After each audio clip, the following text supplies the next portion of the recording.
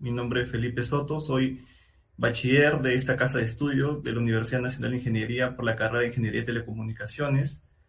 De hecho, yo también, al igual que los compañeros que están organizando este evento, cuando yo fui estudiante, también me dediqué a participar en la organización de eventos.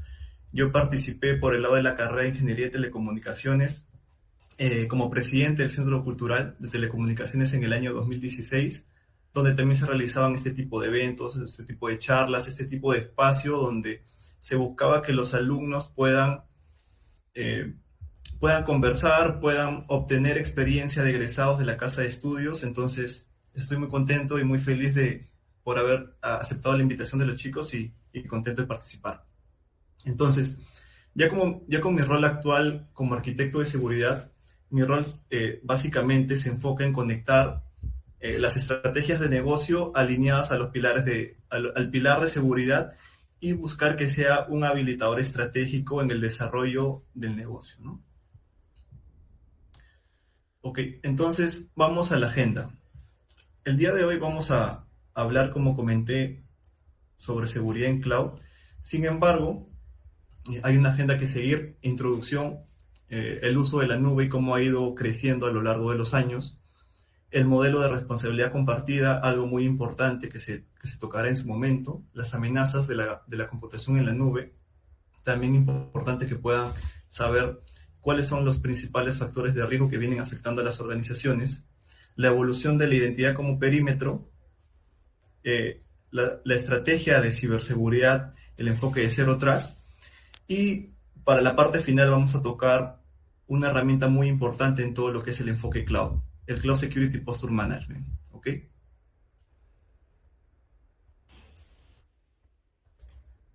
Entonces, para empezar, quiero hacerle una invitación a que puedan escanear ese código QR. No es phishing por si acaso, sino me gustaría que eh, que puedan darme su opinión, lo que puedan haber escuchado, lo que puedan haber leído, lo que puedan haber investigado de repente acerca de la nube, ¿no? Ahí está el QR, les voy a poner igual el link en el chat para que me puedan ayudar ahí con sus respuestas.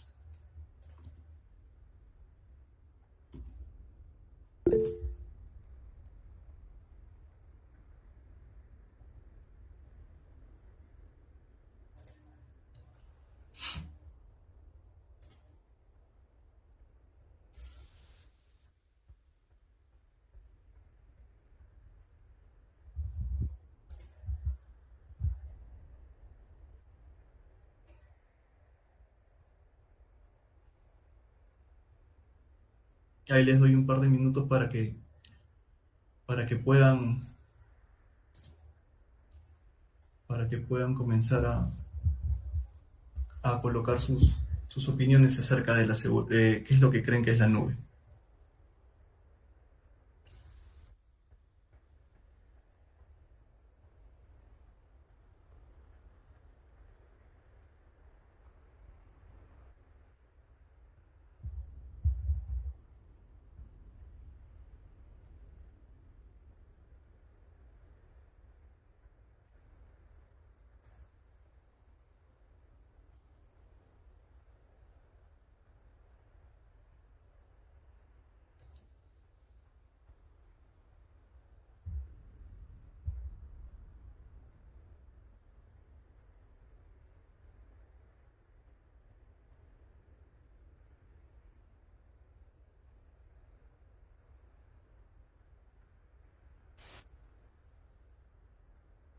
Ahí me comentan si tienen algún inconveniente o algún problema con el link o si han podido acceder.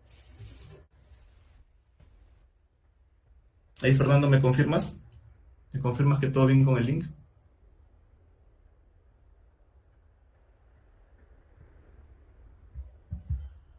Sí, funciona. Ya.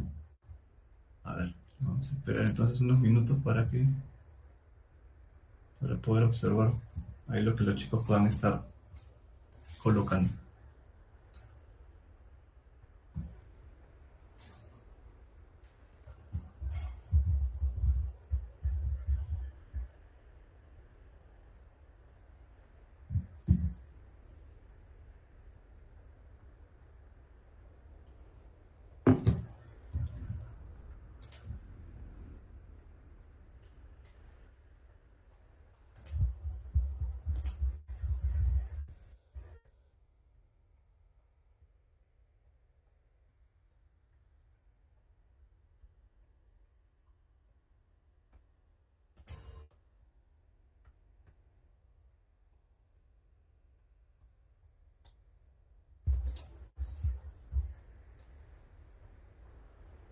A ver, por interno me están comentando que están colocando, pero no se actualiza.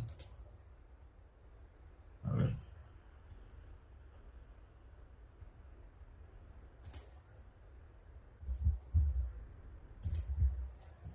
A ver, gracias ahí. Gracias ahí, Daniel. Ah, ya, chévere. No sé qué pasó que no se actualizaba. Entonces, chévere, Daniel, por compartir el link. Entonces, muy bien. Ahí tenemos algunas respuestas sobre qué es realmente la nube. Algunas de ellas, pues, es un entorno, es un almacenamiento, un centro de datos, es una red global que conecta, infraestructura, servidores en Internet, servidores externos, servidores remotos. ¿Ok? Muy bien. La verdad que todas las respuestas son válidas, todas las respuestas pueden llegar a presentar cuál es el concepto que tenemos de la nube. Entonces, sin más preámbulo, continuemos. Entonces, ¿qué es realmente la nube? La nube, como tal, no es un concepto abstracto o algo invisible. Está compuesta por infraestructura física real, centros de datos, servidores, redes y sistemas de energía distribuidas globalmente. Esta infraestructura es administrada por grandes proveedores y permite que los servicios estén disponibles 24/7 en cualquier parte del mundo. ¿Por qué es importante la nube? Porque actualmente sobre la nube se despliegan servicios críticos como banca digital, seguros, salud, mensajería, streaming, entre otros. ¿Y cuál es la ventaja que obtienen las empresas al llevar toda su infraestructura o parte de su infraestructura a la nube? Una de las principales ventajas es que incluye la escalabilidad bajo demanda. También tenemos la alta disponibilidad, la resiliencia y la optimización de costos, lo que le permite a las organizaciones desplegar infraestructura con menor inversión y en menor tiempo. Entonces, esto despliega algo muy importante en las empresas, que es la agilidad y lo que le ayuda a poder ofrecer sus servicios y sus productos con una mayor rapidez. Entonces, acá entra un punto muy importante, que es la seguridad. Como un pilar fundamental, debido a la criticidad de la nube, es importante y fundamental garantizar la confidencialidad, la integridad y la disponibilidad de los datos y los servicios. Continuando con el uso general de la nube, con respecto al uso de la nube y las estadísticas obtenidas por el proveedor Orca en un informe que ellos han obtenido del año pasado durante el 2025, se destaca la adopción masiva de la nube en diferentes sectores, ¿okay? Donde podemos observar, ¿no? Podemos observar que la mayor cantidad de empresas, ¿ok? En este primer gráfico, trabajan con los proveedores de nube AWS, Azure y Google Cloud Platform, ¿no? Son los proveedores de nube más utilizados. Y en el segundo gráfico podemos observar que el 54% de las empresas tienen 2 proveedores de nube o más. ¿Pero qué significan estas estadísticas? Que la mayoría de las organizaciones ya operan en entornos multicloud o híbridos, lo que incrementa la superficie de ataque. Entonces, ¿la nube es segura por defecto? ¿No? Esta es una importante pregunta que hay que hacerse, teniendo en cuenta la tendencia como las empresas van migrando no solo a un entorno de un proveedor de nube, sino, como hemos visto, más del 54% tienen más de 2 proveedores. Entonces, los proveedores cloud nos ofrecen una infraestructura robusta, pero no configuran la seguridad específica de cada cliente.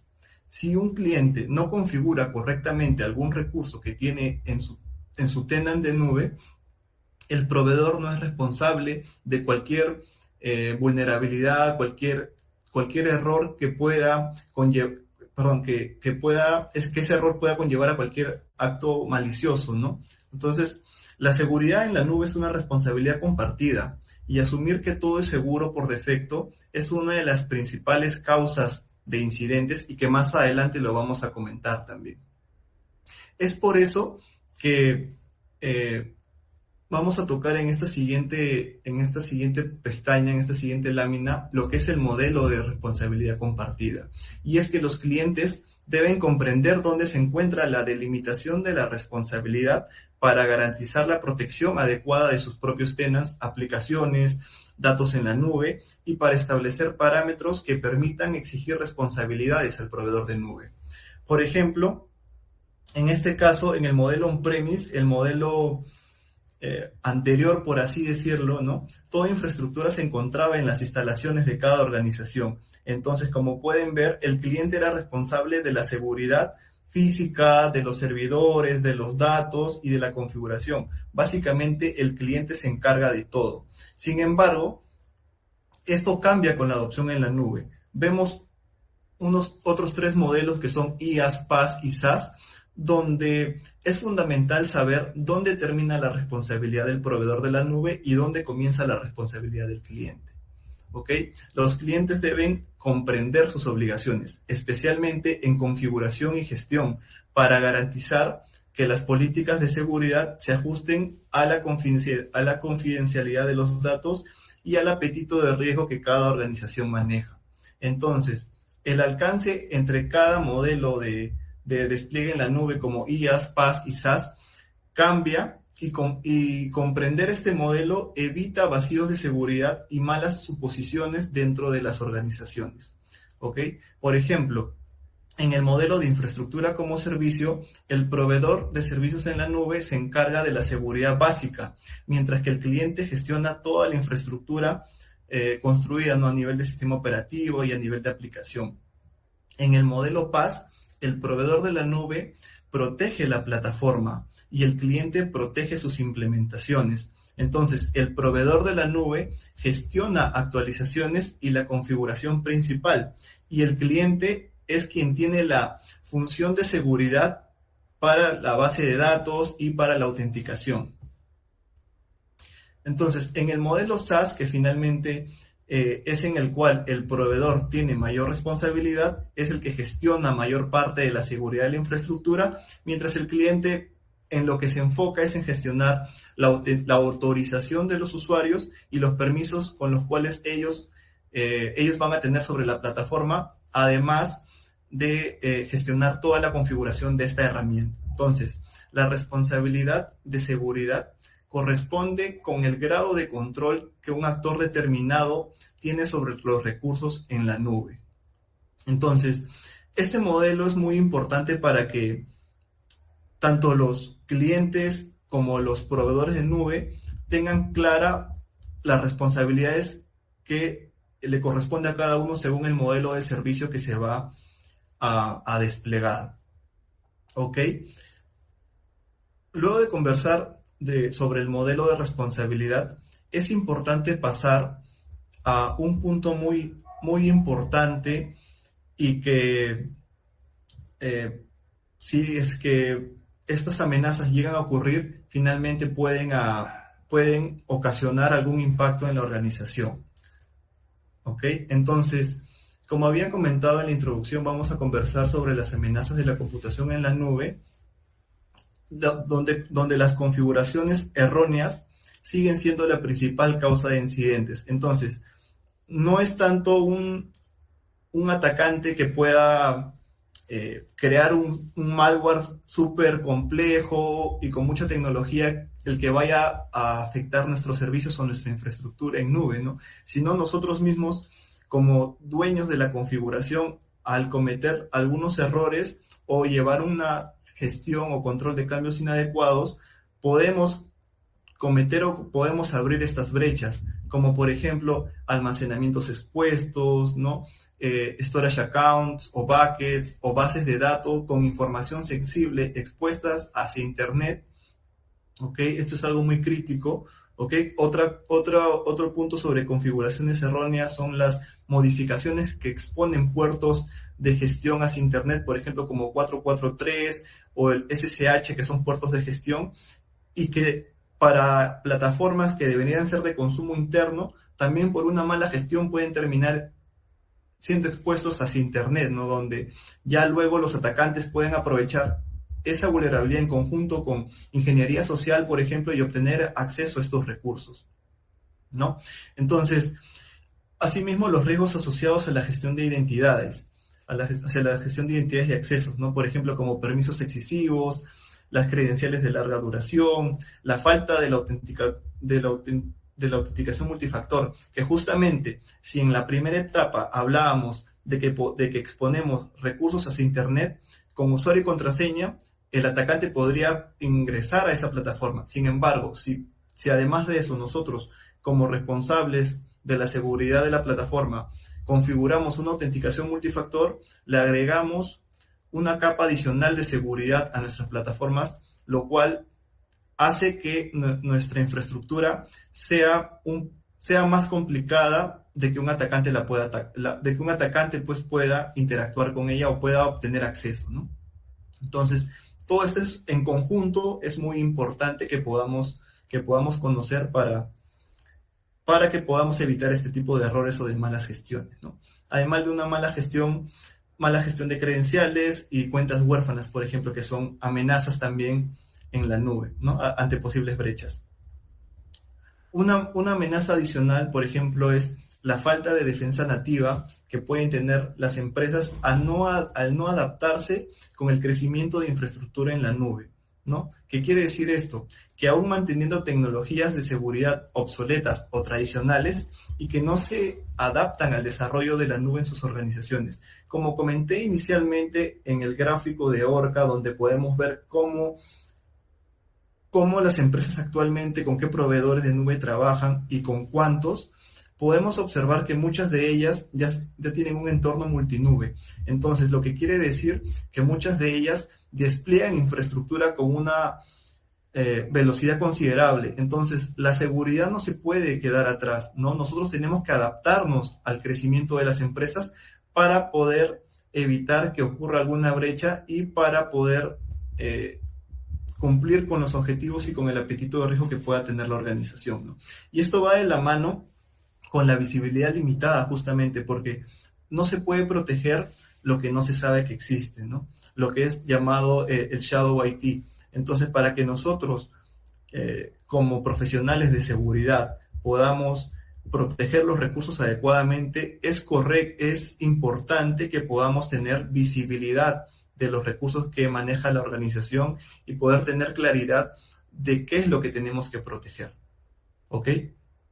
Entonces, ahora que ya les he comentado el tema de las principales amenazas y que finalmente no son ataques sofisticados, sino son básicamente configuraciones erróneas, falta de autenticación multifactor, por ejemplo, o mala gestión de credenciales. O sea, es muy importante que se exijan dentro de las organizaciones una correcta gestión de los recursos, una correcta gestión de los accesos, un control adecuado de la gestión de cambios, donde se pueda, a través de tickets de cambio, poder llevar un orden y poder tener todos los cambios centralizados para poder, ante cualquier incidente, tener mayor visibilidad. ¿De acuerdo? Entonces, ahora vamos a hablar de cómo ha evolucionado el perímetro de red hacia actualmente cómo la identidad es catalogada como el nuevo perímetro, ¿no? Anteriormente, la arquitectura de seguridad empresarial en el modelo original del foso y el castillo se basaba en una premisa simple.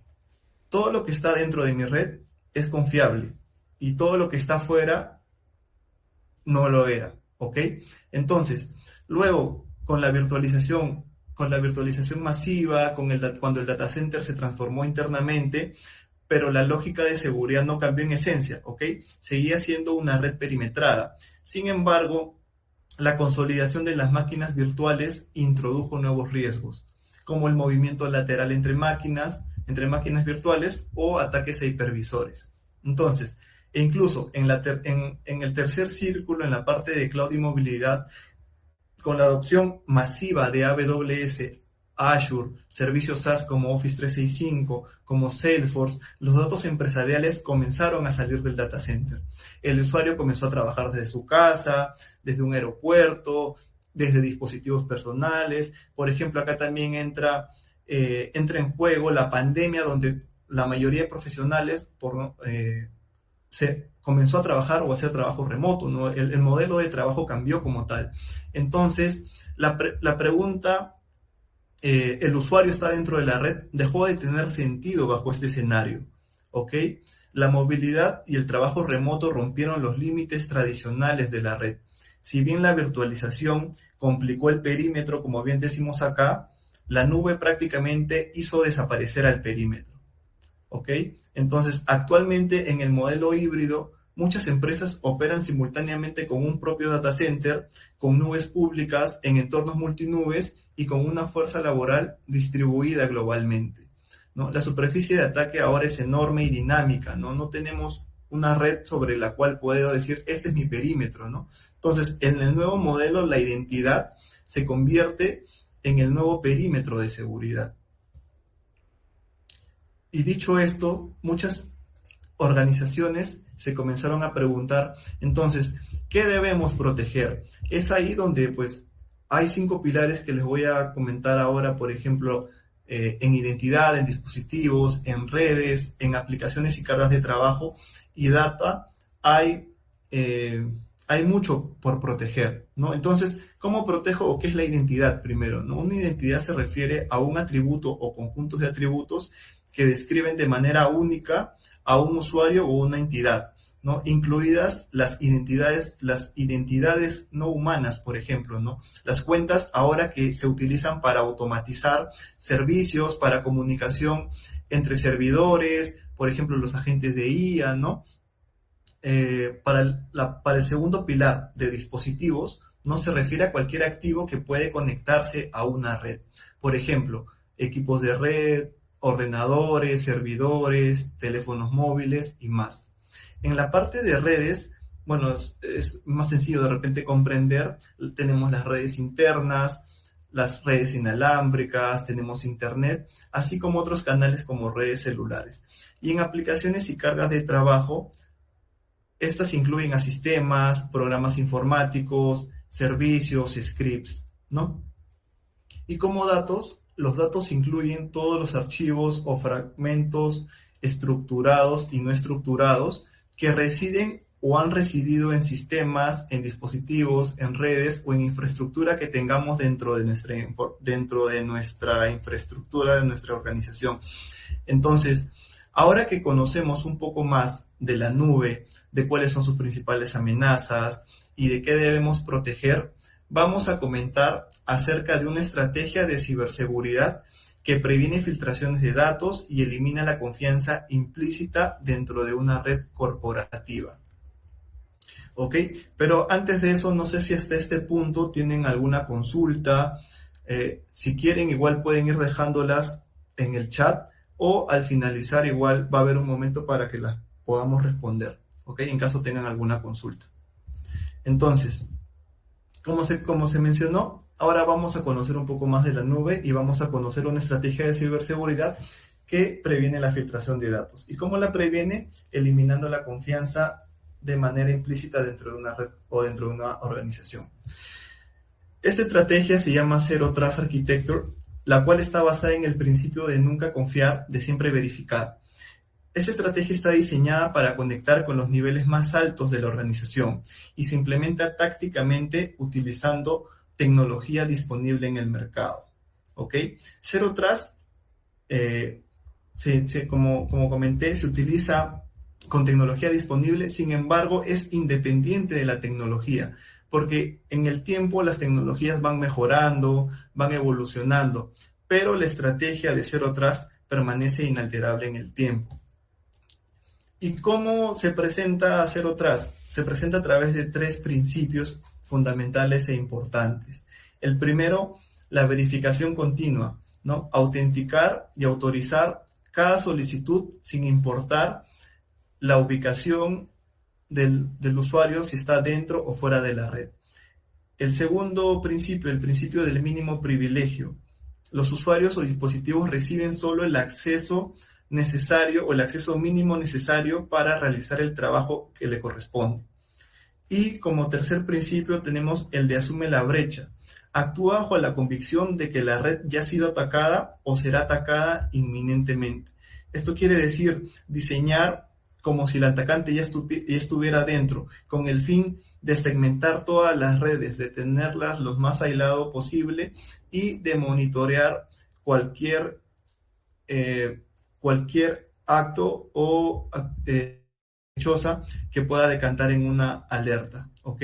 Entonces, Zero Trust es especialmente crítico en entornos de nube, donde el perímetro de red tradicional, como ya se comentó, no existe.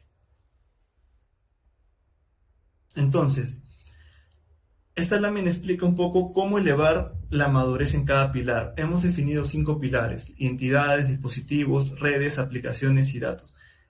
Pero Zero Trust nos permite nos da ciertos niveles de madurez, ¿no? Dentro de los cuales tenemos una estrategia de cómo podemos desarrollar y qué controles podemos aplicar, por ejemplo, para ir madurando en cada pilar.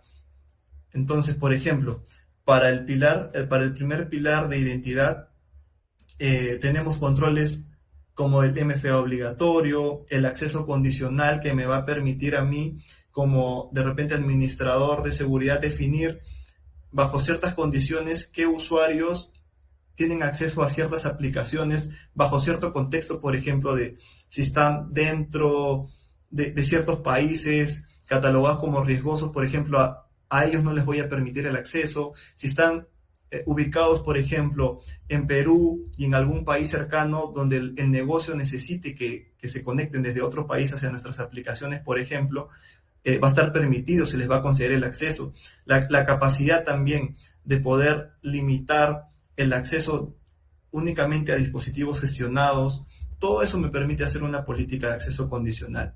Además, dentro de identidad, la revisión continua de privilegios, que es algo muy importante, como ya se mencionó previamente, que si en el tiempo no tenemos una revisión de privilegios, no tenemos una correcta gestión de identidades y de roles, eso puede decantar en una amenaza, ¿ok? Luego, en el pilar de dispositivos, tenemos la implementación de EDR sobre los dispositivos, la implementación de postura. ¿Qué quiere decir postura? Que nosotros vamos a definir ciertas políticas de cumplimiento sobre las cuales los dispositivos que acceden a los recursos de la organización deben cumplir. Por ejemplo, que tenga los parches, que tenga el EDR instalado, ¿no? Que tenga todos los agentes necesarios que la organización despliega, que los tenga correctamente funcionando. Entonces nosotros todo eso lo vamos a colocar o lo vamos a configurar dentro de una política de compliance, una política de cumplimiento, lo que me va a ayudar a saber qué dispositivos están cumpliendo y qué dispositivos están fuera de la postura de ciberseguridad que la organización está limitando. ¿Ok? Entonces, en el pilar de red, por ejemplo, tenemos algo muy importante también hoy en día, que es la microsegmentación. Porque ¿qué pasa si un atacante está dentro, ya ingresó, ya está dentro de la red? Con la microsegmentación lo que nosotros podemos hacer es comenzar a aislar los movimientos que el atacante va a poder hacer, ¿no? Poder cortar el movimiento lateral. Por eso es que comenzar a aplicar microsegmentación y la comunicación entre recursos solamente sea a través de puertos específicos y necesarios, y todo fuera de ello sea monitoreado, va a ser muy importante para la madurez del pilar de red. ¿Ok? A nivel de aplicaciones, también tenemos controles o estrategias que nos puedan ayudar a elevar el nivel de madurez que manejamos en este pilar. Por ejemplo, lo que viene a ser la seguridad en el ciclo de desarrollo de software, con herramientas como SAST para lo que es el análisis de código estático, SSA para el análisis de para el análisis de librerías de terceros, ¿no? Muy importante también porque muchos desarrolladores ahora pues no desarrollan todo desde cero, ¿no? Sino que muchas veces consumen librerías de tercero que hacen pues que el desarrollo también sea más ágil. Entonces es importante que cuando consumimos librerías de terceros, estas librerías no tengan vulnerabilidades, ¿no? Y en el momento en que se encuentren o se reporten que justamente esta herramienta tipo SSA nos va a ayudar a ello, puedan ser mitigadas estas vulnerabilidades en el menor tiempo posible. ¿Ok? Así como la herramienta también DAST, que es para el análisis de código dinámico de la aplicación. Todo esto importante antes de que una aplicación pueda salir a producción, que puedan pasar por que puedan pasar o puedan estas herramientas estar dentro del ciclo de desarrollo seguro, ¿no?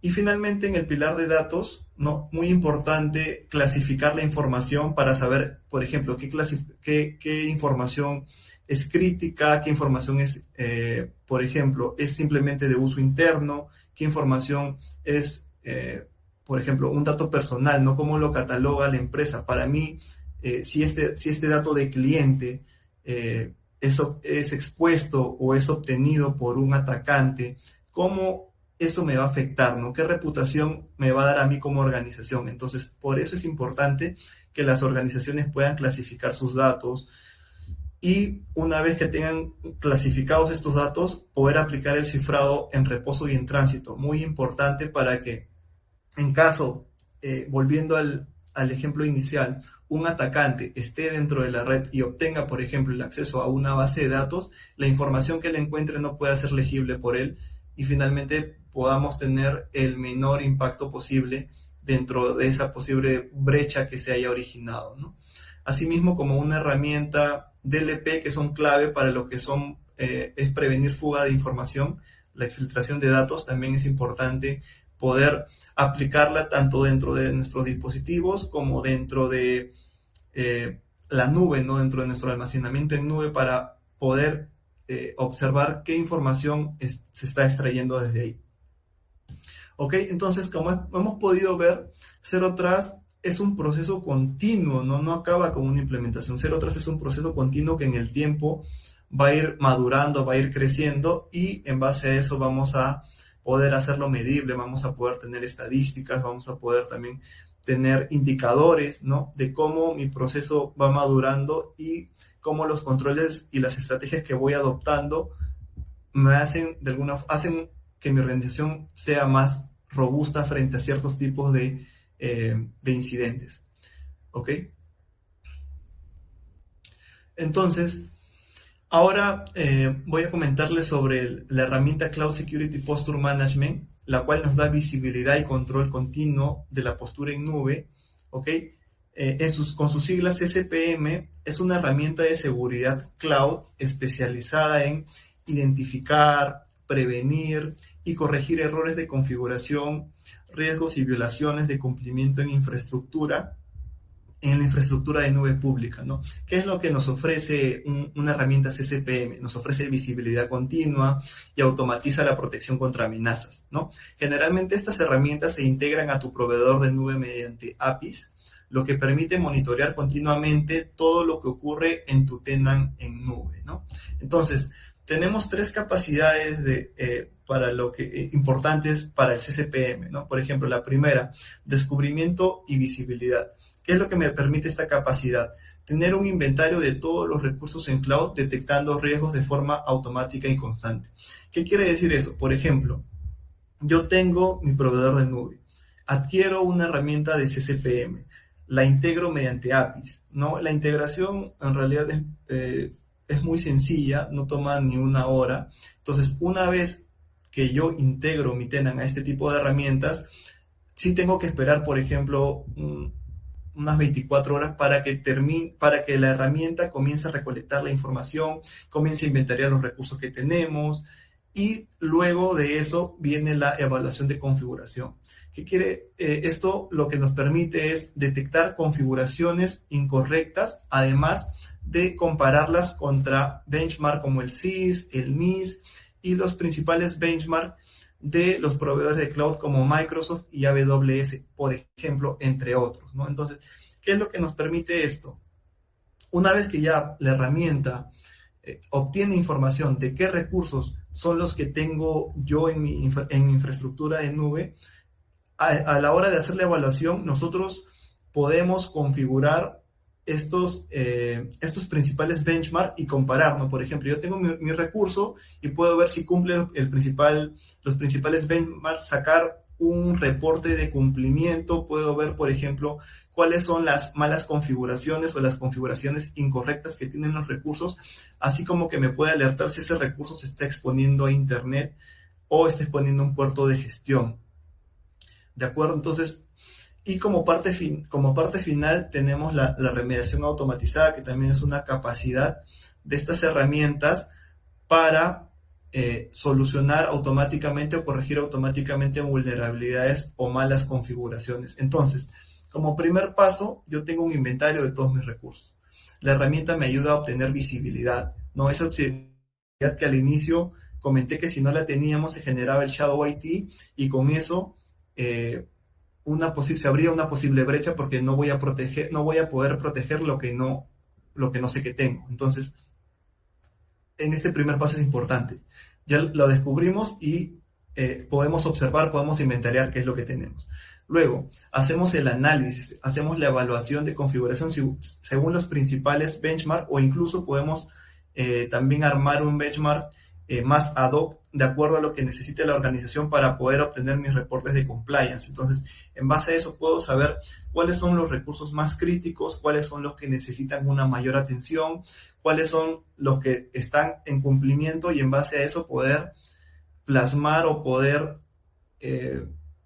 mi estrategia de ciberseguridad, poder armarla y armar un roadmap de remediación, un roadmap de parcheo, poder comunicarle a los owners de esos recursos que necesitamos tomar acción inmediata, ¿no? Eso nos ayuda en la evaluación de configuración. Y para la parte de remediación automatizada, una vez que ya tenemos esos reportes, en algunos casos poder aplicar remediaciones automatizadas, lo cual nos va a permitir que nosotros podamos atender esas vulnerabilidades en un menor tiempo, lo cual me da una capacidad de solucionar mucho más rápida este tipo de vulnerabilidades que han sido encontradas, ¿no? Entonces, finalmente, y para cerrar ya la presentación del día de hoy, ¿qué es lo que debes recordar? ¿Ok? Haciendo un breve resumen de lo que se ha conversado desde el inicio, ¿no? La nube no es segura por defecto, la responsabilidad es compartida entre el proveedor y el cliente, la nube sigue expandiéndose, el 54% de las empresas usa 2 o más proveedores de nube. ¿Esto qué nos da a entender? Que la nube sigue siendo un factor y un actor importante en el despliegue de las empresas, porque como se comentó, nos da la facilidad de poder desplegar recursos con un menor costo y en un menor tiempo. En un escenario on-premise, ¿qué era lo que pasaba? Las empresas tenían que hacer una gran inversión para obtener servidores, equipos de red, entonces, y aparte de eso tenían que esperar todo un tiempo de implementación para recién luego comenzar a desplegar sus aplicaciones, ¿no? Entonces, la nube nos ahorra todo eso. En minutos o en horas nosotros podemos tener ya infraestructura desplegada de cara hacia los clientes, ¿no? Y como tercer punto, la mayor amenaza de la nube no es un ataque sofisticado de día cero, es una mala configuración en tu propia consola de administración. Entonces, es muy importante, ¿no? Ya hemos visto que las principales amenazas que nos reporta la Cloud Security Alliance no tienen que ver con ataques sofisticados, sino tienen que ver con malas prácticas o malas configuraciones que siguen pues las organizaciones y que lamentablemente es un tema también de conciencia, de ordenar a la organización, de poder llevar una correcta gestión de cambios, que sea sustentada y que finalmente esto se pueda pues evitar, ¿no? Para poder evitar este tipo de amenazas. Luego hemos comentado el enfoque o la estrategia de ciberseguridad Zero Trust, donde pues verificando la identidad y el contexto de cada acceso es importante, ¿no? No porque un usuario está dentro de la red o no porque alguien está dentro de la red ya significa que debo confiar en él, ¿no? El enfoque ha ido cambiando a lo largo del tiempo y ahora debo validar identidad, debo tener un contexto de cada acceso que hace ese usuario para poder asegurarme de que sea él quien dice ser, ¿ok? Para eso implemento controles como MFA, implemento controles como microsegmentación, posturas del dispositivo, ¿ok? Seguridad en el ciclo de desarrollo de software. Entonces, todo ese conjunto de estrategias o controles van a ayudar a que la organización sea mucho más madura y pueda estar preparada para que si un atacante logra ingresar a mi red o a mis aplicaciones no tenga los permisos suficientes para poder lograr su cometido, ¿no? De poder robarse información o poder afectar nuestros servicios.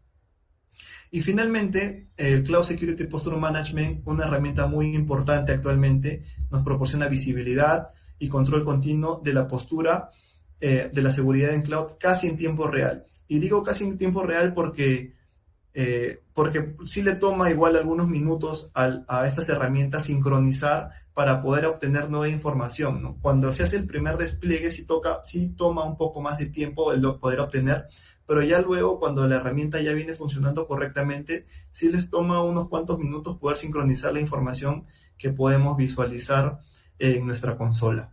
Y bueno, eso era lo que yo tenía o lo que yo quería compartir con ustedes el día de hoy. Muchas gracias. No sé si tienen ahí alguna consulta.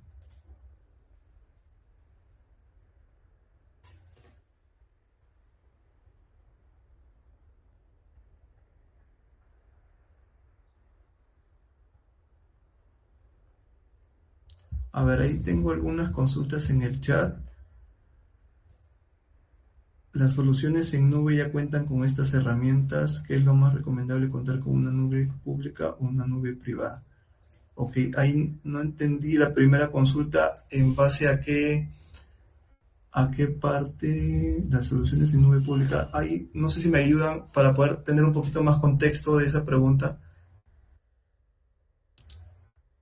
¿De qué herramientas estamos hablando? Si no, a ver.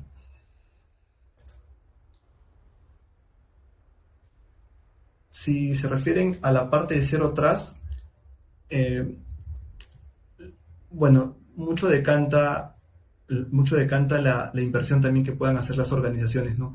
En muchos casos, a nivel, por ejemplo, de Azure, el MFA, el acceso condicional, vienen como parte de una licencia de Entra ID, pero que sí me permite, por ejemplo, lo que es el Identity Protection, me permite tener ciertas capacidades de seguridad, así como reporte de el nivel de madurez a nivel de identidad que tengo en la nube de Microsoft, ¿no?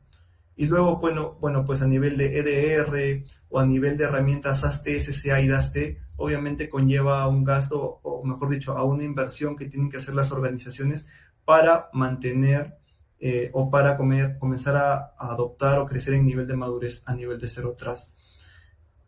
Luego, ¿qué es lo más recomendable? ¿Contar con una nube pública o una privada? Bueno, depende mucho en realidad de cuál sea el enfoque de la empresa. O sea, finalmente el concepto de nube te ayuda pues a desplegar o a obtener la infraestructura en un menor tiempo, pero va a depender pues cuál sea el nivel de inversión, la información que maneje, por ejemplo, el proveedor también para ver si es factible para ellos, ¿no? Porque una nube privada sí va a ser más cara, entonces va a depender mucho del apetito de riesgo que la organización maneje y del tipo de información que ellos puedan estar almacenando para saber si se van por una nube pública o una nube privada.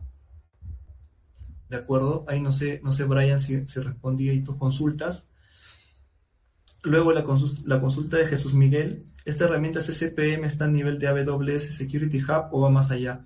No, o sea, las herramientas SCPM en realidad, en la actualidad, los proveedores que yo he colocado acá, por ejemplo, Orca Security, bueno, el proveedor de Orca Security y de Palo Alto Prisma Cloud van mucho más allá de AWS, o sea, incluso se pueden integrar con AWS, con Azure, con Oracle Cloud, se integran con las principales nubes, ¿no?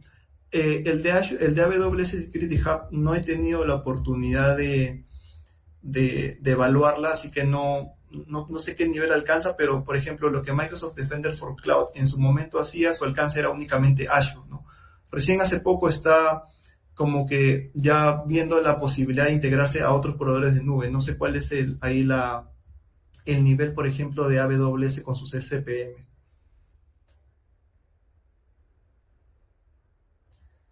Ok.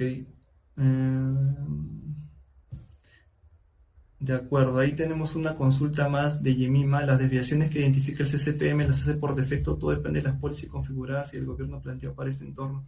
Sí, o sea, al inicio cuando tú configuras un CCPM, como comenté, lo primero que hace es un inventario, descubrir qué es lo que tienes en la red y o sea, estas herramientas ya vienen con los principales benchmark, alineados a los principales benchmark.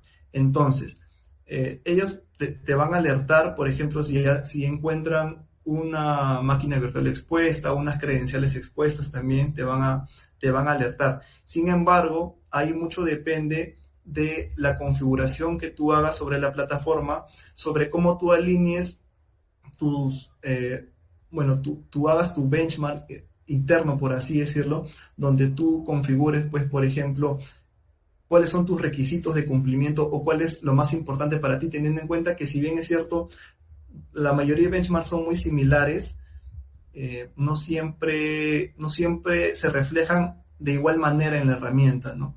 Se manejan, por ejemplo, la política de exposición de puertos de administración, te lo alerta. Por ejemplo, puede haber una política de que estás exponiendo credenciales, también te lo alerta. Entonces, incluso muchas de ellas también te arman un pad de cómo puede ser explotable esa vulnerabilidad. Entonces, pero sí es importante que haya un gobierno planteado de parte de la organización, porque de nada me sirve que la herramienta me bote o me brinde toda esta información de inventario, de configuraciones erróneas, y finalmente no tomamos ninguna acción, ¿no?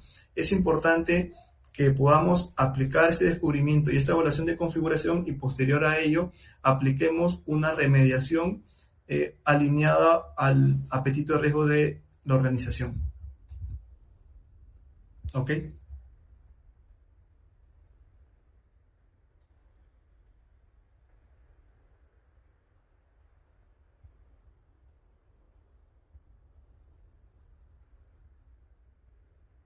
No sé si tendrán alguna consulta adicional. Ahí, Fernando, en todo caso, te paso la posta y me avisas cómo seguimos.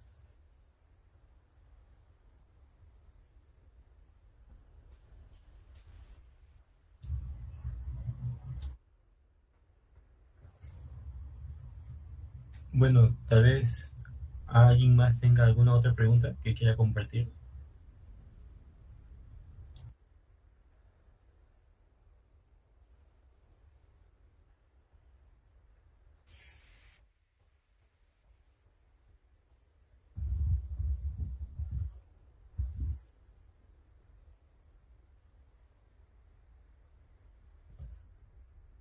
Esta es una consulta de Manuel. ¿Qué opinas de las organizaciones con esquema multicloud que gestionan más de 3 nubes? La gestión de la seguridad, ¿cómo se optimizaría? Sí, o sea, de hecho es bien complicado, ¿no? No solamente, al menos en mi opinión, no solamente es irte a una nube porque te ofrece algún servicio que necesites, ¿no? O sea, necesitas toda una estrategia antes de adquirir un nuevo proveedor de nube, porque eso implica traer infraestructura nueva, necesita tener especialistas en esa nube, ¿no? Entonces, a nivel de nube, necesitas, pues, que esas personas también, los recursos de seguridad, conozcan infraestructura para que puedan, por ejemplo, definir lo que son las líneas base de seguridad, que son los requisitos mínimos que los recursos en nube deben cumplir para que realmente luego de eso recién puedan pasar a producción, ¿no? Entonces, cuando el esquema multicloud y ya, son más de 3 nubes, de hecho que la gestión se complica, pero ahí las empresas es importante que puedan también, si quieren añadir más nubes, también que necesiten invertir en que los colaboradores también puedan tener los conocimientos necesarios para poder proteger estos recursos, ¿no? Que es muy importante, porque si de un momento a otro quieren desplegar recursos en una nube que la organización no tiene y que la organización no conoce, de repente a través de un proveedor, porque puede darse el escenario, cuando esa nube o esos recursos pasen a mi gestión, ¿cómo voy a saber yo cómo atender, ¿no? ¿Cómo brindar los niveles de seguridad necesarios para que cualquier alerta o cualquier accionar que no sea debido, yo pueda saber cómo tratarlo, ¿no? Es muy importante considerar eso. Entonces debe ser, o todo debe partir a través de una estrategia, ¿no? y que te digo que vaya de la mano también no solamente con inversión de migrar a una nueva nube, sino con inversión de conocimientos, con inversión también de estrategias, por ejemplo, lo que mencioné, la línea base de seguridad. ¿Cómo nos aseguramos de repente que los recursos nazcan seguros? O sea, no solamente es desplegar la línea base, también es automatizarla, ¿no? Y para eso también se requiere inversión para poder crear los pipelines, para poder automatizar el despliegue de estos recursos y de ahí, de alguna manera, optimizamos cómo los desplegamos y nos aseguramos que están naciendo seguros. Entonces, me parece que eso es un paso muy importante para poder optimizar este tipo de escenarios.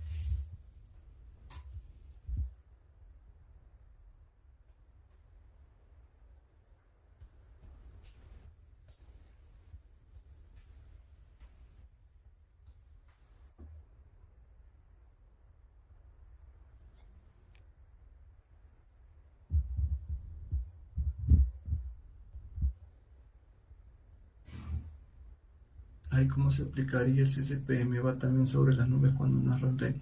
O sea, de hecho, el CCPM es una capacidad ya de una herramienta mucho más amplia, por así decirlo, que es, por ejemplo, el CNAP, ¿no? En el CNAP, el CCPM en realidad es solamente un módulo, ¿ok?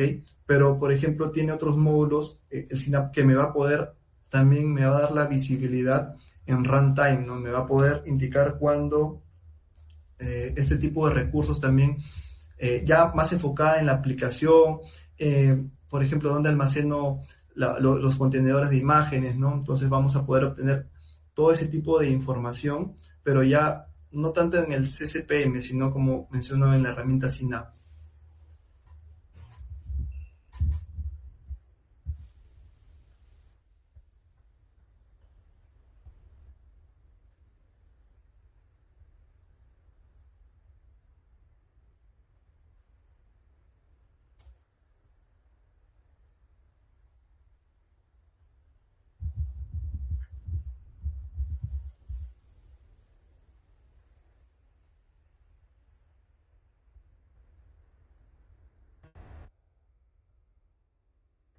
Listo, Fernando, me parece que eso sería todo. Muchas gracias nuevamente.